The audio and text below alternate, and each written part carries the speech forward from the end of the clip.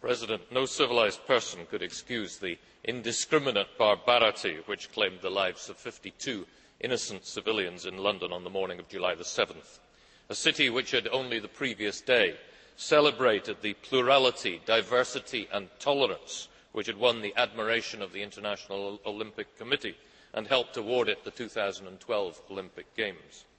Following the terror attacks in Istanbul and Madrid, nobody can deny that terrorism today is a serious challenge to Europe, and my group welcomes the commitment of the UK Presidency and of the Commission to improve policies to strengthen security across the European Union.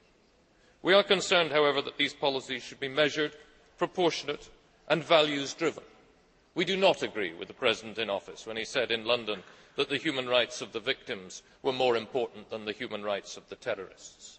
Human rights are indivisible. Freedom and security are not alternatives. They go hand in hand, one enabling the other. As Thomas Paine warned, he who would make his own liberty secure must guard even his enemy from oppression, for if he violates this duty, he establishes a precedent that will reach unto himself. Much as the public may dislike it, suspected terrorists have rights. They have the right to a fair trial. They have the right to be interrogated, not tortured by the police. They have the right to legal counsel and to representation in a court of law. And if convicted, they have the right to be imprisoned in a European jail. There should be no exception for third country nationals. There is a worrying tendency in member states to deport people considered to be threatening public order or national security or the rule of law to countries where they may face torture or worse. It is deeply troubling when the tools of justice and public order themselves violate the European Charter of Human Rights and well-defined international standards. To suspend those values and invoke a form of summary justice would, in the words of the lawyer Cherie Booth, cheapen our right to call ourselves a civilised society. The language of the war on terror leads too easily to the justice of Wyatt Earp and High Noon, a point illustrated by the tragic death of Brazilian Jean-Charles Domingues at the hands of the UK authorities on July the 22nd. Governments have been all too eager to exploit the fear factor in this matter. In Italy, stop and search powers have been given to the armed forces. In Germany, police surveillance in public places has been stepped up. In France, CCTV cameras cover their public transport system. Any of these measures in themselves may be justifiable, but in a climate of fear, without proper democratic oversight and control, they foster insecurity.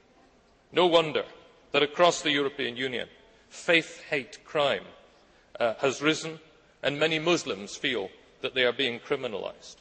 It would be particularly ill-fitting for those of us who were teenagers in democracies in the 1960s, the sometimes called freedom generation, to deny our children the standards of justice for which our Central and Eastern and some of our Southern European colleagues fought so bravely.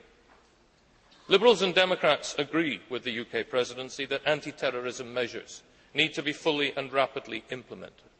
Why are 7 of 24 instruments considered by Justice and Home Affairs Ministers on the 24th of May still not implemented in all Member States?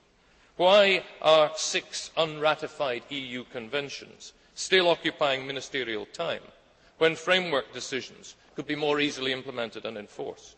Why have Europol and Eurojust not been given the capacity to operate, or the EU's anti-terrorism coordinator not allowed the cooperation he deserves from national capitals? Council sometimes laments Parliament's objections to security measures that it wants to introduce, but the European Parliament would feel far more comfortable in agreeing to urgent measures if we were satisfied that Council was operating in the normal framework of democracy. A framework decision on data protection, for example, to accompany data retention measures, would overcome the understandable fears of many colleagues that rights are being eroded.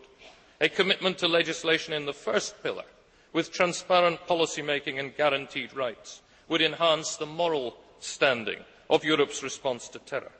A serious commitment to sharing criminal intelligence information, perhaps the biggest challenge, would be welcomed and supported, I believe, by this House.